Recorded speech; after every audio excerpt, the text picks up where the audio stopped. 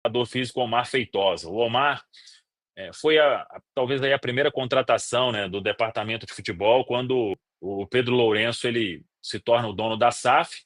Foi uma indicação à época do Alexandre Matos, trabalharam no Palmeiras.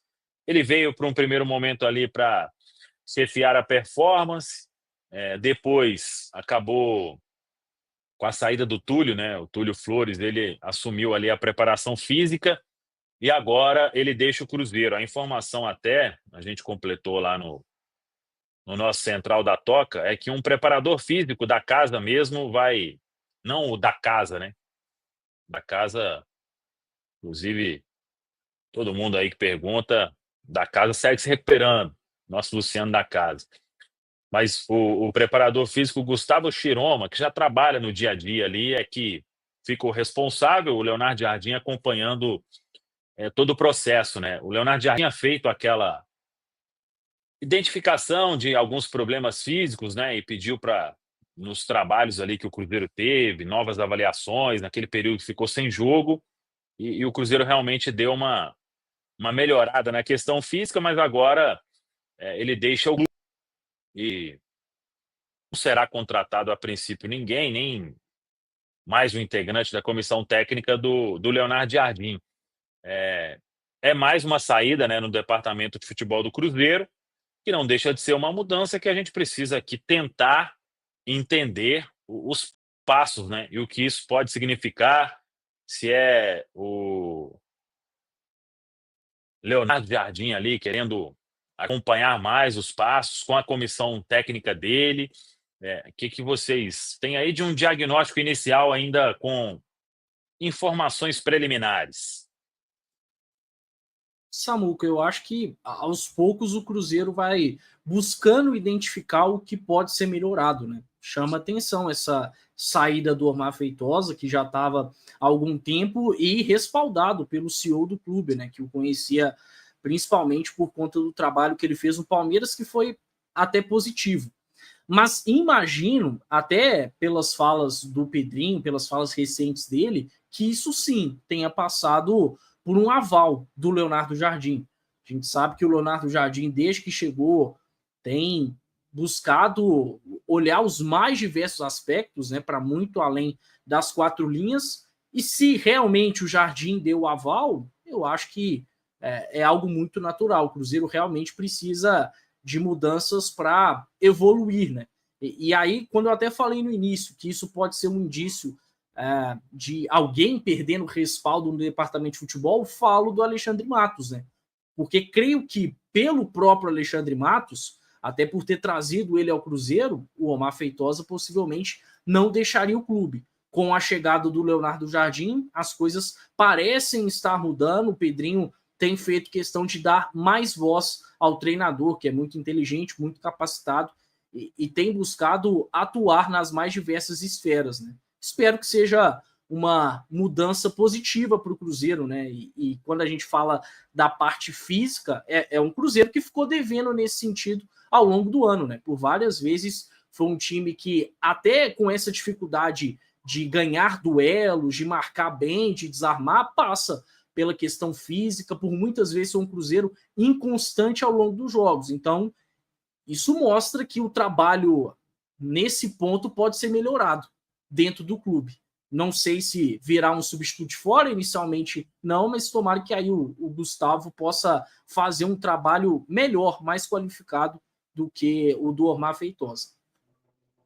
Não tem como a gente avaliar o dia a dia, o trabalho que estava sendo feito, mas o resultado a gente avalia, né, Caio? E a gente via nos jogos claramente um Cruzeiro que fisicamente não conseguia estar à frente dos adversários. E aí, quando eu falo adversários, é qualquer adversário, né? Democrata, Betinho, coisa. Inclusive, me estranhou muito quando saiu a notícia, entre aspas, que o Leonardo Jardim tinha identificado isso, o torcedor, todo mundo que está aqui, tinha identificado isso há muito tempo, né?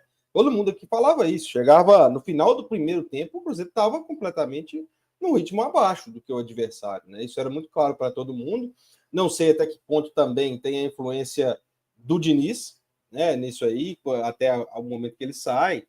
E claramente era um trabalho que podia e pode melhorar, né? Então, o Jardim apontou essa essa necessidade, né, esse problema quando ele chega, e assim, a gente vai trabalhando com indícios, né, indício daqui, indício dali, e se mesmo apontando, né, não foi corrigido, parece que vão mais profundo nas mudanças para poder tentar melhorar essa questão física do Cruzeiro, que ainda precisa melhorar, né, Caio? A verdade é essa também. Se tivesse funcionando, né, Rafa, a gente estaria identificando assim, apesar do Cruzeiro estar jogando mal, o time está correndo muito, o time está sendo intenso do início do jogo até o final do primeiro tempo e volta com a mesma intensidade para o segundo tempo.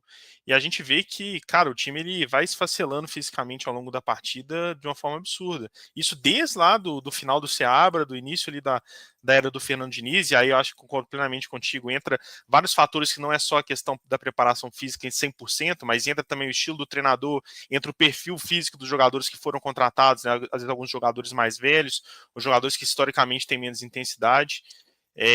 Agora, não dá para esperar um resultado diferente fazendo as mesmas coisas todo dia, né? Então acho que eu vejo isso como uma tentativa do Cruzeiro mudar um problema crônico no sentido que já vem acontecendo há vários e vários meses, e é um problema que o Leonardo Jardim identificou, a própria torcida está cansada de ver, né?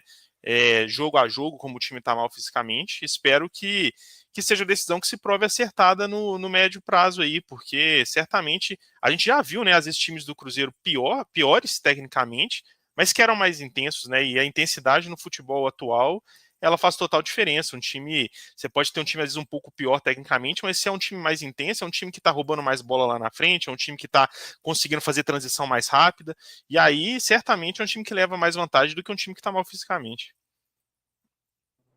E com certeza é quase que unânime na torcida identificar que faltava uma competitividade nesse elenco do Cruzeiro já há algum tempo, né?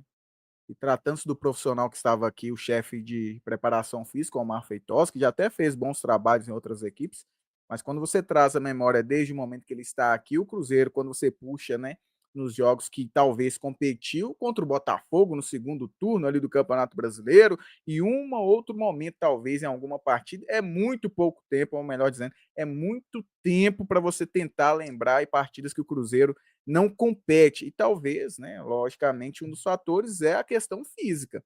E quando falávamos que nesses resultados ruins o Cruzeiro precisaria passar por mudanças e por níveis de responsabilidades, né? O último ali a ser responsabilizado seria o Leonardo Jardim, mas que teria que ter mudanças, o Cruzeiro tem buscado isso, com saída de jogadores que já não estava se entregando, e nesse departamento aí que realmente há algum tempo o Cruzeiro não consegue desempenhar bem, né? A não ser contra o São Paulo na última partida, em relação à competitividade, né? Então eu acho e vejo com bons olhos isso, porque se há algum tempo nós, para buscar na memória, ver o Cruzeiro competindo já é muito tempo, talvez venha estar implicando no profissional que estava ali responsável por isso também.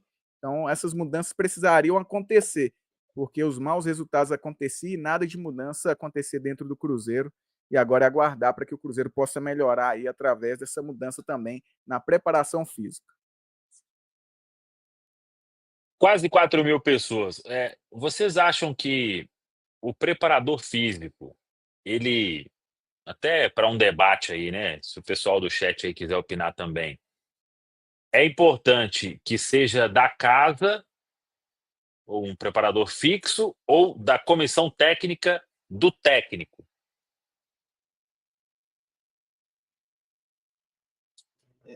Acho importante, é difícil a gente falar, mas acho importante que tenha os dois, né, Samu? Porque assim, você precisa ter um padrão do time, e é interessante que você adapte isso ao que a comissão técnica quer, né? A gente viu isso com o Pessolano também, né? Que tinha ali não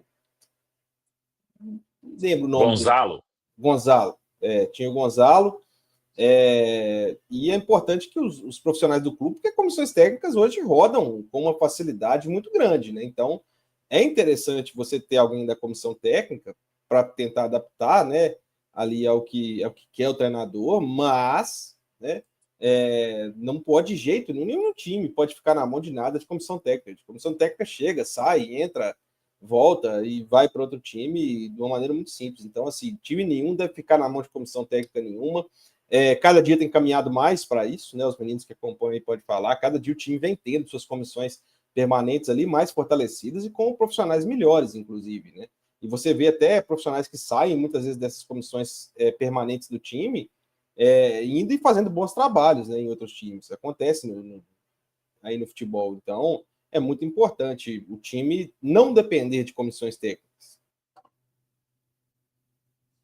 O principal é ser um profissional qualificado, né? Independentemente se seja alguém de dentro do clube ou alguém que venha com a comissão técnica. Mas eu acho que se for um profissional qualificado dentro do clube que tem a capacidade de se adaptar ao que a comissão técnica quer, é algo válido. É claro que ele vai ter autonomia no seu trabalho, mas a gente sabe que dependendo da comissão técnica, os trabalhos podem variar, a dinâmica, a metodologia, né?